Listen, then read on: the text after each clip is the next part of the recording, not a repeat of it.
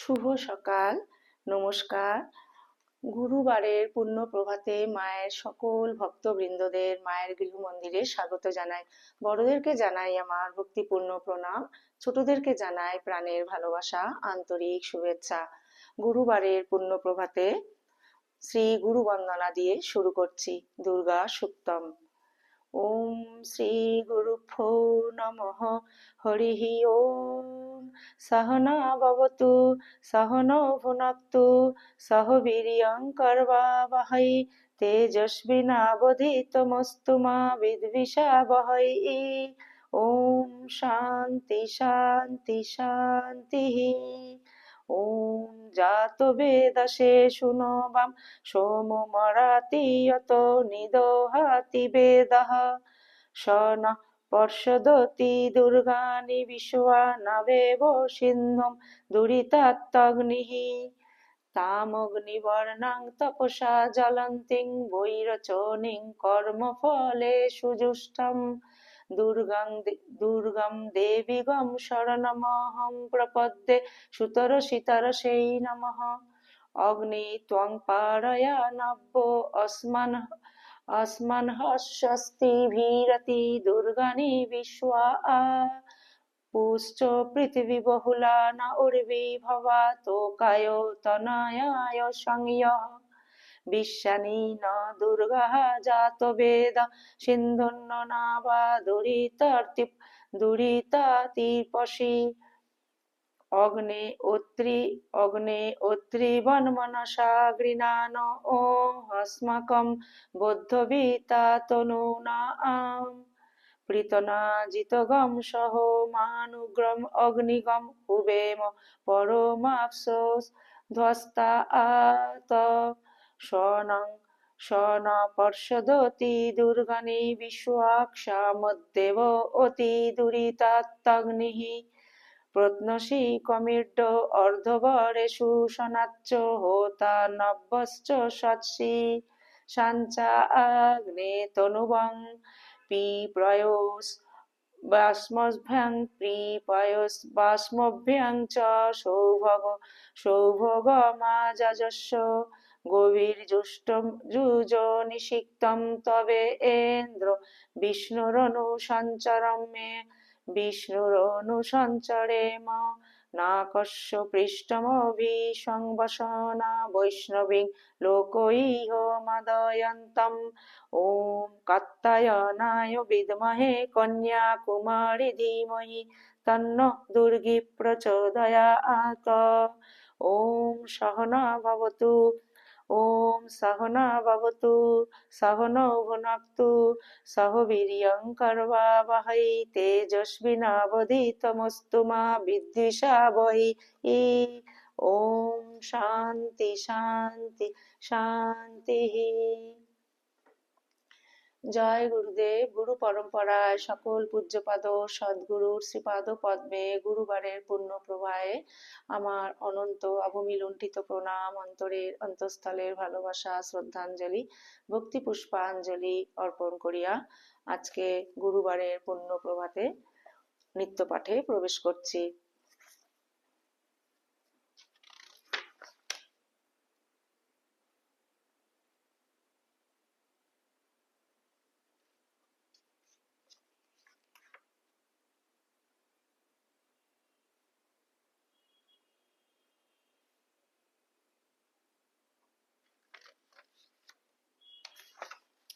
শ্রী দুর্গা স্তবরাজ স্তোত্রম। नमस्ते शरण्ये शिवे सानुकंपे नमस्ते जगद्व्यापिके विश्वरूपे नमस्ते जगद्बन्धो पादारविन्दे नमस्ते जगत्तारिणि त्राहि दुर्गे नमस्ते जगच्चिन्तमान स्वरूपे नमस्ते महायोगिनी ज्ञानरूपे नमस्ते सदानंदा नमस्ते सदानंद नंद स्वरूपे नमस्ते जगत्तारिणि त्राहि दुर्गे अनाथस्य दीनस्य तृष्णातुरस्य क्षुधार्तस्य भीतस्य बद्धस्य जन्तः ত্বমেকা গতির্দেবী নিস্তারকর্ত্রী নমস্তে জগত্তারিণী ত্রাহি দুর্গে অরণ্যে রণে দারুণে শত্রু মধ্যে হিনালে সাগরে প্রান্তরে রাজগেহে ত্বমেকা গতির্দেবী নিস্তার হেতু নমস্তে জগত্তারিণী ত্রাহি দুর্গে অপারে মহাদুস্তরে অত্যন্তর ঘোরে অপারে মহাদুস্তরে অত্যন্তর ঘোরে বিপদ সাগরে মজ্জতং দেহভাজম ত্বমেকা গতির্দেবী নিস্তার নৌকা নমস্তে জগত্তারিণী ত্রাহি দুর্গে নমশ্চণ্ডিকে চণ্ড দুর্দণ্ড লীলা সমুৎখণ্ডিতা খণ্ডলা শেষভীতে ত্বমেকা গতির্বিঘ্ন সন্দেহন্ত্রী নমস্তে জগত্তারিণী ত্রাহি দুর্গে ত্বমেকা ত্বমেকা জিতারাদিতা সত্যবাদী নামেয়া জিতা ক্রোধনা ক্রোধনিষ্ঠা ইডা পিঙ্গলা ত্বং সুষুম্না চ নারী নমস্তে জগত্তারিণী ত্রাহি দুর্গে নমো দেবী দুর্গে শিবে ভীমনাদে সরস্বত্যরুন্ধত্তমোঘ স্বরূপে বিভূতি সচি কালরাত্রি সতী ত্বং নমস্তে জগত্তারিণী ত্রাহি দুর্গে শরণমোষি শূরাণং সিদ্ধবিদ্যাধরাণং মুনিদনুজনরাণং ব্যাধিভিঃ পীড়িতানাং নৃপতিগৃহগতানাং দস্যুভিস্ত্রাসিতানাং তমোষি শরণমেকা দেবী দুর্গে প্রসীদে। ওম শান্তি শান্তি শান্তি।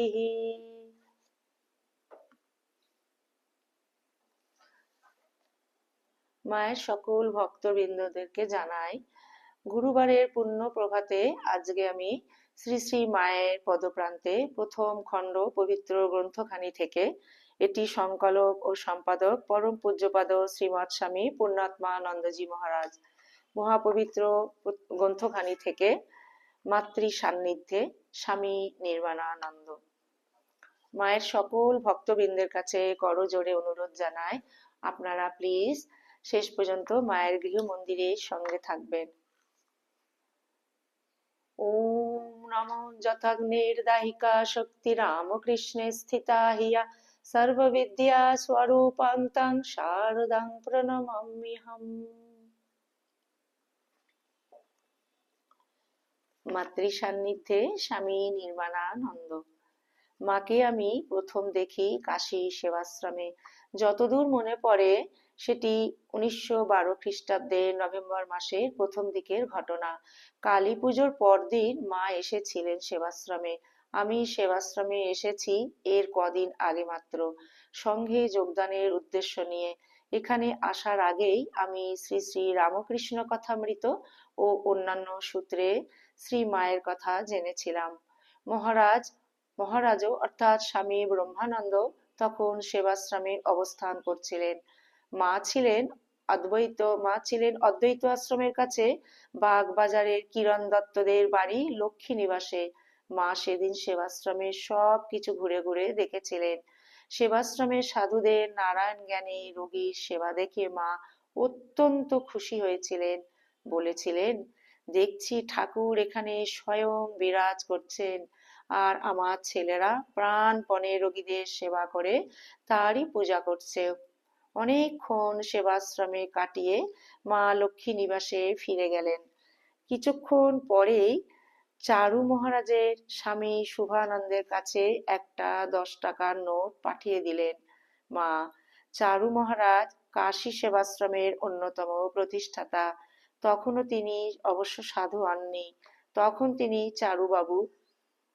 চারুচন্দ্র দাস, যিনি টাকাটা নিয়ে এসেছিলেন, তিনি বললেন, মা সেবাশ্রমের কাজ দেখে খুব খুশি হয়েছেন, তাই এই টাকা পাঠালেন।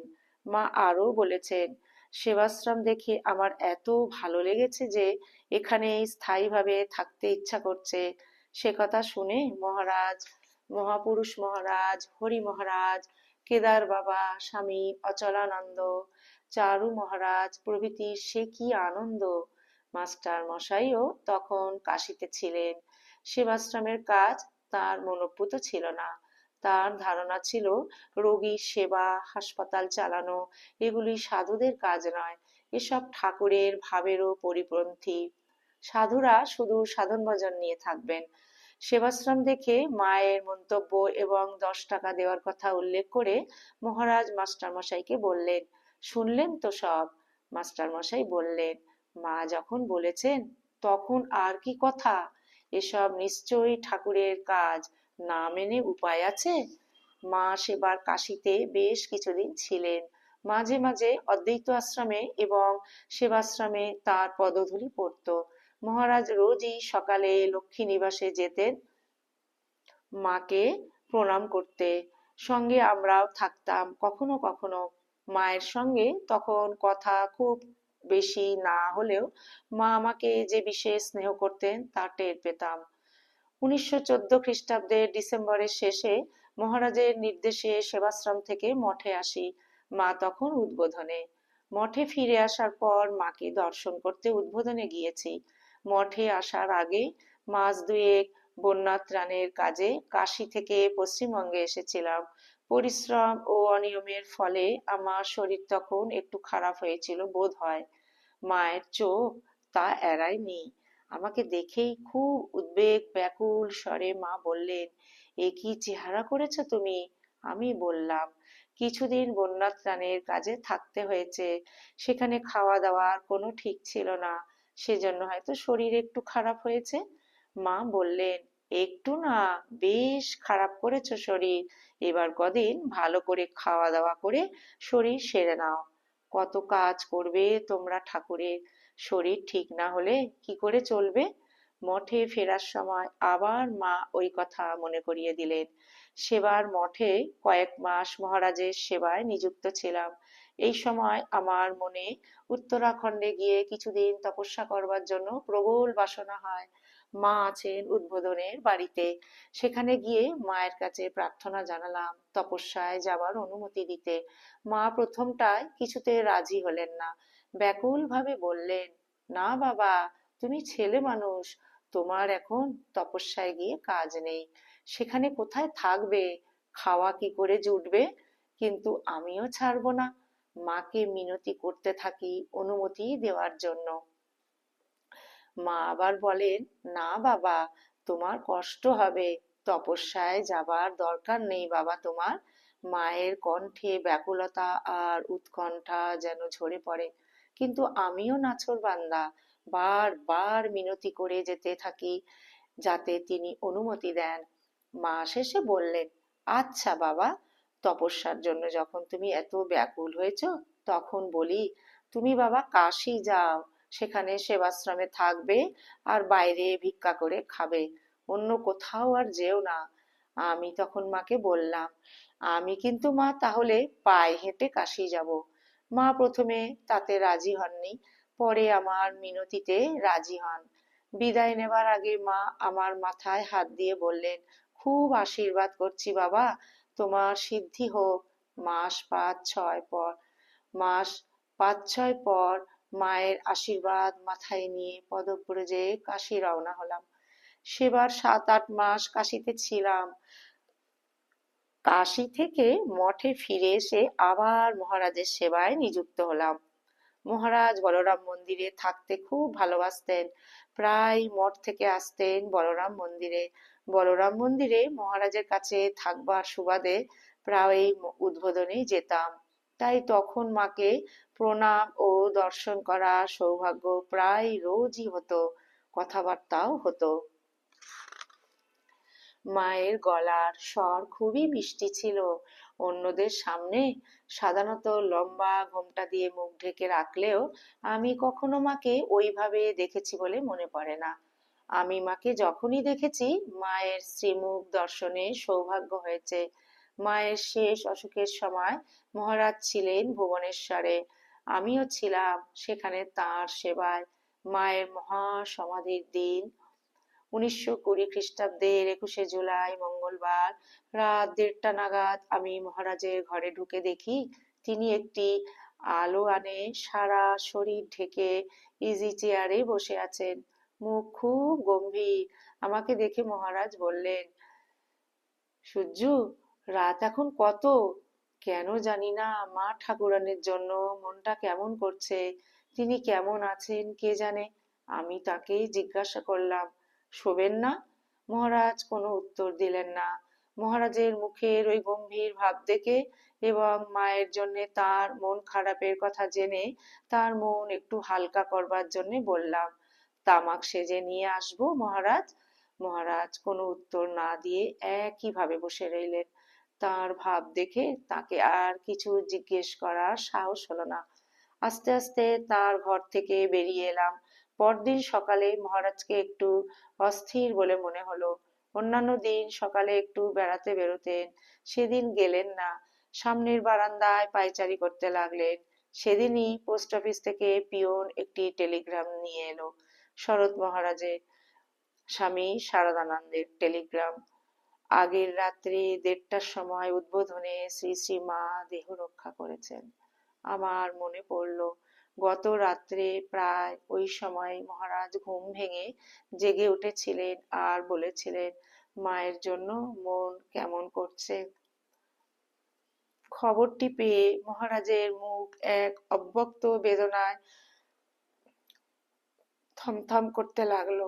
তিনি শুয়ে পড়লেন। খানিক পরে আবার উঠে বসলেন, বললেন, আমি হবিষ্যি করব। মায়ের শিষ্য যারা আছে তারা 3 দিন হবিষ্যি করবে, জুতো পরবে না। 3 দিন তিনি কারোর সঙ্গে কথা বলেননি। 12 দিন হবিষ্যান্ন খেয়েছিলেন এবং জুতো ব্যবহার করেননি। একদিন বললেন, এতদিন পাহাড়ের আড়ালে ছিলাম, শুনেছি মায়ের শরীর দাহ হয়ে যাবার পর মহাপুরুষ মহারাজ উপস্থিত সাধু ও ভক্তদের বলেছিলেন, সতীর শরীরের এক একটি অঙ্গ বুকে নিয়ে সারা দেশে 51টি পীঠ গড়ে উঠেছে।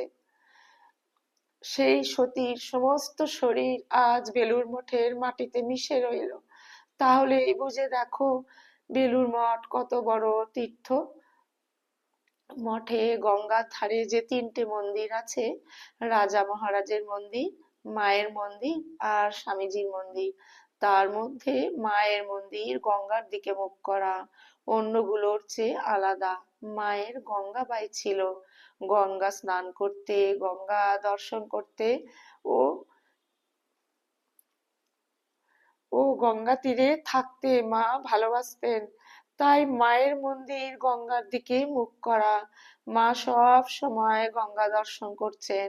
মহারাজ বলতেন, মাকে চেনা বড় শক্ত।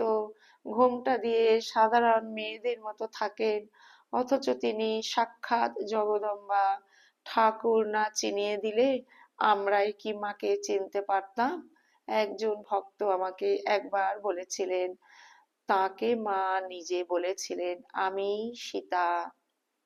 অনুলিখন স্বামী পরম পূজ্যপাদ স্বামী পূর্ণাত্মানন্দজি মহারাজ। ওম জননীং শারদাং দেবীং রামকৃষ্ণং জগদ্গুরুং পাদপদ্মে তয়ো শ্রিত্বা প্রণমামি মুহুর্মুহুঃ প্রণমামি মুহুর্মুহুঃ প্রণমামি মুহুর্মুহুঃ। ओम शांति शांति शांति।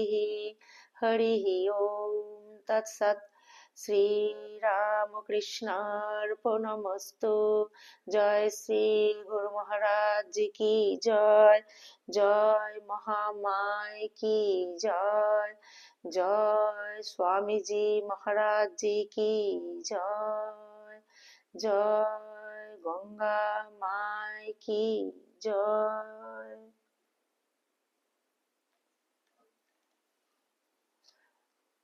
মায়ের সকল ভক্তবৃন্দরা, আজ গুরুবারের পুণ্য প্রভাতে শ্রী শ্রী মায়ের পদপ্রান্তে প্রথম খণ্ড পবিত্র গ্রন্থখানি থেকে যে পাঠটি করলাম, আজ এই পর্যন্তই। মায়ের সমবেত আসুন আমরা সমবেতভাবে মায়ের শ্রীপাদ পদ্মে প্রার্থনা নিবেদন করি। আপনাদের সকলের সর্বাঙ্গীন মঙ্গল কামনা করছি মায়ের শ্রীপদ পদ্মে। মা যেন তার সকল সন্তানদের ভালো রাখেন, সুস্থ রাখেন, আনন্দে রাখেন। মা তার সকল সন্তানদের নিজ নিজ সাধন জীবন সদা সর্বদা সর্বত্র মা যেন রক্ষা করেন। মায়ের চরণে এই সমবেত প্রার্থনা গুরুবারের পূর্ণ প্রভাতে সবাই মিলে আমরা নিবেদন করিলাম। আপনারা সবাই খুব ভালো থাকবেন, মায়ের অসীম কৃপায় সুস্থ থাকবেন, আনন্দে থাকবেন। আমরা সদা সর্বদা সর্বত্র যেন সর্বক্ষণ মার শ্রীপাদ পদ্মে যেন মনটিকে ফেলে রাখতে পারি। মায়ের ভক্তদের কাছে একটি অনুরোধ, যদি এই শ্রী শ্রী মায়ের পদপ্রান্তে যদি এই অনুধ্যান যদি আপনাদের ভালো লেগে থাকে, প্লিজ আপনারা চ্যানেলটিকে সাবস্ক্রাইব করবেন, লাইক শেয়ার কমেন্ট করে মায়ের গৃহ মন্দিরের পাশে থাকবেন। আজকে এই গুরুবারের পূর্ণ প্রভাতে ভিডিওটি আমি এখানেই পরিসমাপ্তি করছি। আবার অন্য একটি পর্বে অন্য আরেকটি নতুন ভিডিও নিয়ে আপনাদের সামনে উপস্থিত হব। ততক্ষণ আসুন আমরা মায়ের শ্রীপাদ পদ্মেই যেন মনটিকে ফেলে রাখতে পারি। জয়তু জয়তু জয়তু শ্রী শ্রী রামকৃষ্ণ শরণাম শরণ্যে। শরণাগত শরণাগত শরণাগত মাগো, তোমার সকল সন্তানদের তুমি সদা সর্বদা সর্বত্র রক্ষা করিও মা।